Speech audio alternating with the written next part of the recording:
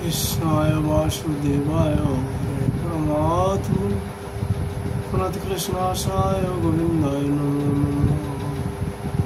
नमो पङ्कजनाभाय नमो पङ्कजमालिने नमो पङ्कजनेत्राय नमस्ते पङ्कजङ्ग्रये। आज আমরা শ্রীমদ্ ভাগবতের তৃতীয় স্কন্ধ থেকে 30 অধ্যায়ের আলোচনা করব। আলোচনার বিষয়বস্তু হচ্ছে দেহ গেহাদিতে আসক্ত পুরুষের অধোগতি বর্ণনা।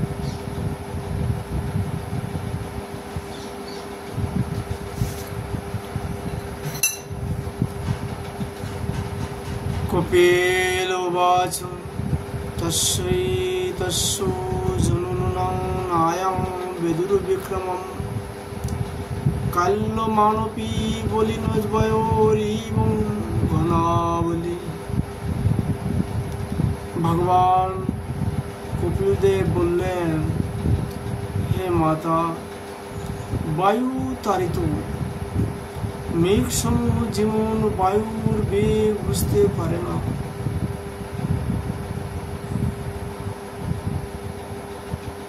সেই রকম এই সংসারবদ্ধ জীব শক্তিশালী কালের প্রভাবে বিভিন্ন অবস্থা বিভিন্ন জনিতে ভ্রমণ করে থাকে, কিন্তু কালের প্রবল পরাক্রম কিছুই জানতে পারে না। সুখের অভিলাষে জীব যে সমস্ত জিনিস বহু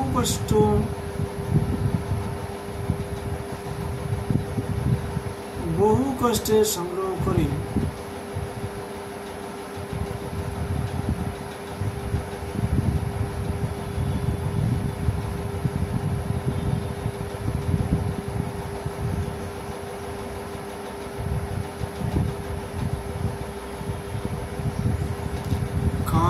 ভগবান সেই স্বয়ং নষ্ট করে, যার ফলে জীব আবার দুঃখ ভোগ করে থাকে।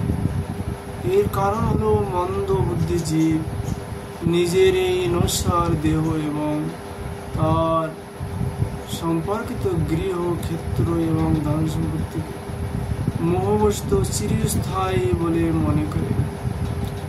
এই সংসারের জীব যে যে জনিতে জন্ম নেয় তাতে সে তৃপ্তি অনুভব করে এবং বিন্দুমাত্র বৈরাগ্য অনুভব করে না। শ্রী ভগবানের মায়াতে জীব এতই মুগ্ধ হয়ে থাকে যে নরকে অবস্থান করেও বিষ্ঠাদি ভোগসুখী তৃপ্তি অনুভব করে এবং সেই সুখ আর ছাড়তে চায় না। মূর্খ জীব নিজের দেহ গৃহ স্ত্রী পুত্র পশু ধন ও বন্ধু বান্ধবের নিরতিশয় আসক্ত হয়ে নানা প্রকার আকাঙ্ক্ষার জালে জড়িয়ে পড়ে এবং সেই সব স্ত্রী পুত্র কলত্র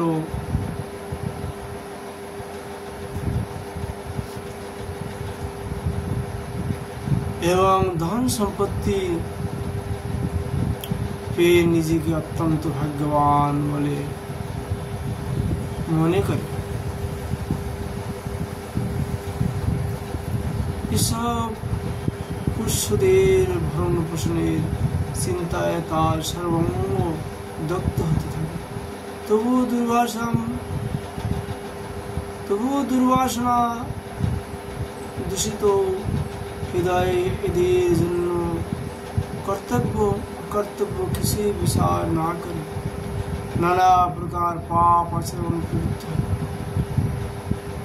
গোপন মিলনের সময় অসতী স্ত্রী লোকের ছলনাপূর্ণ প্রেম অভিনয়ে অথবা বালকদের আদো মিষ্ট মধুর কথায় মন এবং ইন্দ্রিয় আসক্ত হওয়াতে গৃহী পুরুষদের দুঃখ কষ্ট দূর করার চেষ্টায় দুঃখ প্রধান কপটতাপূর্ণ কর্মে লিপ্ত হয়ে যায়। সেই অবস্থায় অতীব যত্নের ফলে যদি তাদের কোনো কষ্টের প্রতিকার করতে সমর্থ হয়, তবে তাতেই নিজেকে অত্যন্ত সুখী মনে করে। গুরুতর হিংসা ভিত্তিক সাহায্য বিভিন্ন স্থান থেকে ধন অর্জন করে সে এই সব পরিজন বর্গের ভরণ পোষণ করে, যার ফলে তার অধোগতি লাভ। তাদের ভুক্ত অবশিষ্ট খাদ্য দিয়ে সে নিজের উদার ভক্তি করে। বারবার প্রচেষ্টা করেও যখন কোনো নির্দিষ্ট জীবিকার স্থির হতে পারে না, তখন লোভের বশীভূত হয়ে সে পরের ধন গ্রহণ করতে বলেছে। সেই হতভাগ্য যখন বিফল প্রযত্ন হয়ে নির্ধন হয়ে আত্মীয় স্বজনের ভরণ পোষণের অসমর্থ হয়ে পড়ে, তখন অত্যন্ত দীন ও চিন্তাকুল হয়ে দুর্ভাবনায় সে দীর্ঘশ্বাস ফেলে। কৃপণ কৃষক যেমন বৃদ্ধ বলদকে উপেক্ষা করে, তেমনি মানুষ যখন আত্মীয় স্বজনের ভরণ পোষণে অসমর্থ হয়, তখন তারা আর তাকে আগের মতো আদর যত্ন করে না। তবু সংসারের প্রতি তার আকর্ষণ দূর হয় না। আগে সে যাদের পোষণ করেছে, এখন তাদের দ্বারা সে পালিত হতে থাকে।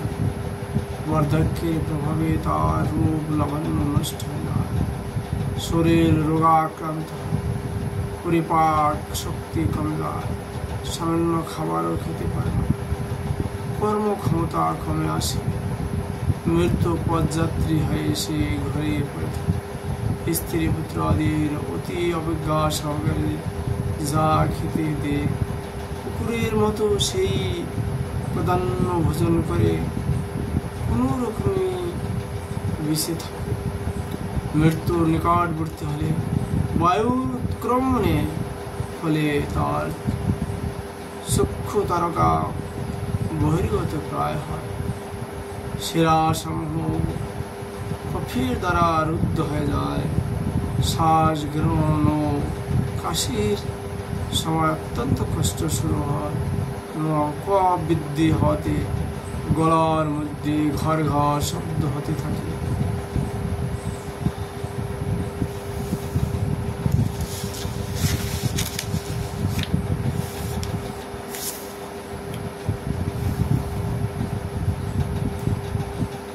কাল পাশের বশবর্তী হয়ে শয্যাশায়ী সেই ব্যক্তি আত্মীয় পরিজনে পরিবিষ্ট হয়ে তাদের দ্বারা সম্ভাষিত হয়েও কোনো উত্তর দিতে পারে না।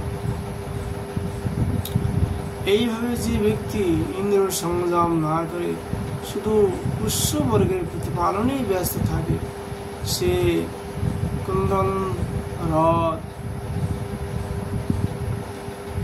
পরিজন বর্গের মধ্যে গুরুতর দুঃখ অচেতন হয়ে মৃত্যুর মুখ পতিত হয়। এই সময় ক্রোধে আত্মলোচন ভয়ঙ্কর দুই যমদূত তাকে নিয়ে যাওয়ার জন্য সে উপস্থিত হয়। তাদের দেখে সেই ব্যক্তি বিব্রতাবশত মলমূত্র পর্যন্ত পরিত্যাগ করে থাকে। সেই যমদূতেরা তাকে যাতনা ভোগ উপযোগী দেহে আবদ্ধ করে। রাজপুরুষেরা যেমন অপরাধীকে বেঁধে নিয়ে যায়, সেই রকম ভাবে তার গলায় দড়ি বেঁধে বলপূর্বক যমলোকের দীর্ঘপথে টানতে টানতে নিয়ে যায়। সেই যমদূতীদের শাসন বাক্যে তর্জন্য তার হৃদয় বিদীর্ণ হতে থাকে, ভয়ে আতঙ্কে সে কাঁপতে থাকে। পথির মধ্যে তাকে কুকুর দিয়ে দংশন করানো হয়। পূর্বের পাপের কথা স্মরণ করে সে অত্যন্ত ব্যাকুল হয়ে ওঠে। ক্ষুধা তৃষ্ণা তাকে কাতর করে। সূর্যের কিরণ দাবানল এবং উত্তপ্ত বায়ু দ্বারা সে জর্জরিত হয়ে পড়ে।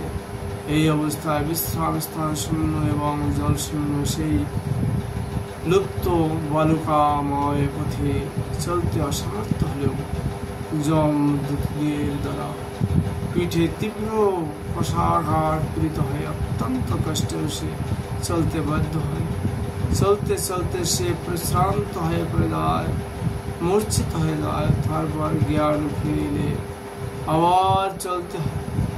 এইভাবে অতি ক্লেশপূর্ণ অন্ধকারময় পথে যমদূতেরা তাকে যমালয়ে নিয়ে যায়। যমলোকের পথ ৯৯ সহস্র যোজন দূর এই মৃত্যুলোক। এই মৃত্যুলোক থেকে এই বিশাল দূরত্ব ২ বা ৩ মুহূর্তে অতিক্রম করে নরক নিয়ে গিয়ে তাকে বিভিন্নভাবে যাতনা দেওয়া হয়। সেখানে কোনো স্থানে জ্বলন্ত কাঠের মধ্যে তার শরীর দগ্ধ করা হয়, কোথায় আবার নিজের শরীরের মাংস নিজেই কেটে অথবা অন্য কারো দ্বারা ছেদন করে সেই মাংস তাকেই খাওয়ানো হয়। সেখানে কুকুর ও শকুনিরা সংহান অবস্থায় তার নাড়িগুলি টেনে বের করে নেয়।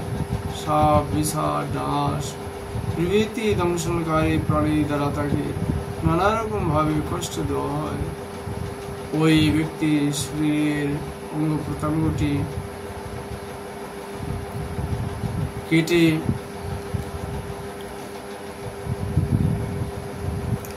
টুকরো টুকরো করা হয়। হাতি দিয়ে তাকে পিষ্ট করা হয়। পর্বত শিখর থেকে নিচে নিক্ষেপ করা হয়, অথবা জলের মধ্যে বা গর্তের মধ্যে অবরুদ্ধ করে যাতনা দিয়ে তাকে নিপীড়ন করা হয়। এইরূপ বিভিন্ন কষ্ট এবং অন্তঃতমস্র এবং রৈরাবাদী নরক সময়ের আরও নানাবিধ যাতনা স্ত্রী কিংবা পুরুষ সকলেই পারস্পরিক সংসর্গে জনিত পাপের জন্য অবশ্যই ভোগ করতে হয়। হে মাতা, কেউ কেউ বলে যে স্বর্গ এবং নরক তো ইহলোকই আছে, কারণ যেসব নরক যন্ত্রণার কথা উল্লেখ করা হলো সে সকল ইহলোকও তো দেখা যায়। এইরকম বহু কষ্ট ভোগ করে পোষ্যবর্গ প্রতিপালনের অথবা নিজের উদার পূরণে রথ পুরুষ উভয়ই সেই পোষ্যবর্গ এবং শরীর ২ পরিত্যাগ করতে বাধ্য হয়। মৃত্যুর পর নিষ্কৃত পাপের কুফল ভোগ করে যা থাকে। প্রাণী হিংসাদি পাপ কর্মের দ্বারা কুষিত এই দেহ ইহলোকে পরিত্যাগ করে পাপ রূপ পথে অর্থাৎ পাপ ভাব বহন করে একলাই নরকে গমন করে। অন্যায় কুটুম্ব পালনের দৈব বিবাহিত কুফল সে নরকে গিয়ে ভোগ করে। সেই সময় সে মন আতুর হয়ে পড়ে যেন তার সর্বসা লুণ্ঠিত হয়েছে। কেবলমাত্র পাপ কর্ম দ্বারা কুটুম্ব পোষণে যে ব্যক্তি রথ থাকে সে অন্ধতমস্র নরকে গমন করে, যা অন্যান্য নরকগুলির মধ্যে সর্বাপেক্ষা কষ্টদায়ী। সব নরক ভোগের পরেও এবং শুকুর কুকুর আদি প্রজাতিতে যত ক্লেশ আছে সেই সমস্ত ক্লেশ ভোগ করে সে শুদ্ধ হবার পর সে আবার মনুষ্য প্রজাতিতে জন্ম লাভ করে।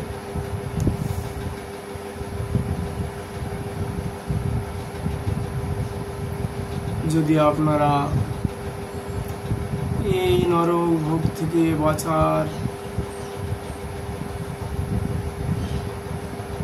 ইচ্ছা করেন তাহলে আপনারা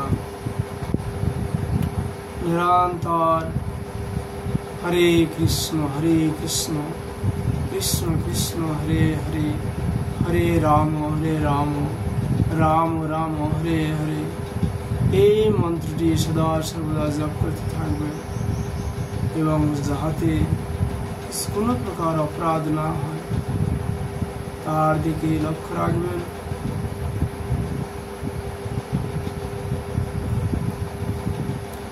মৃত্যু সবার সামনে দাঁড়িয়ে আছে, এতে কোনো সন্দেহ নেই।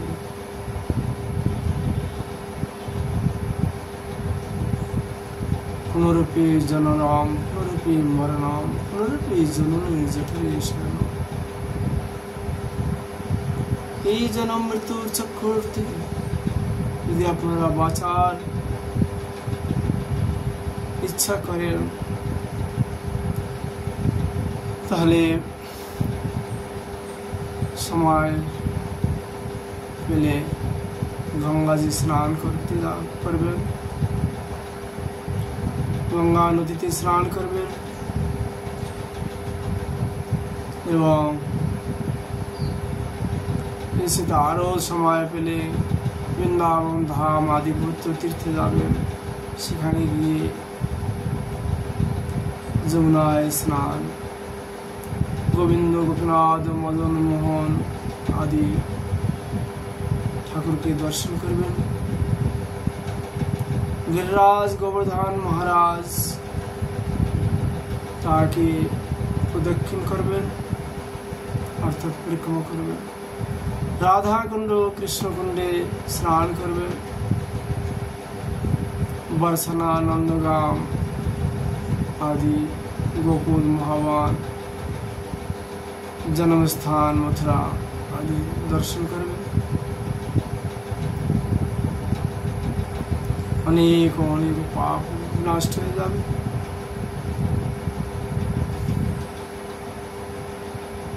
एवं भगवाনের नामे रुचि होते থাকবে। तीर्थ आदि करले कि হয়, तीर्थ आदि करले भगवाনের नामे रुचि হয়। এই জন্য गौ सेवा, साधु सेवा, ब्राह्मण सेवा, तीर्थ सेवा करार एक ही उद्देश्य भगवाনের नाम करा सौभाग्य मिले और नाम करते पारा जाए। এই জন্য নিত্য নিরন্তর नाम करार चेष्टा करते থাকবে। कम से कम प्रतिदिन 1 लाख नाम तो अवश्य करবেন।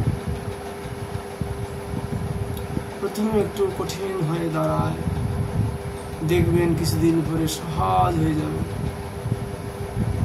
আজকের মতো আমরা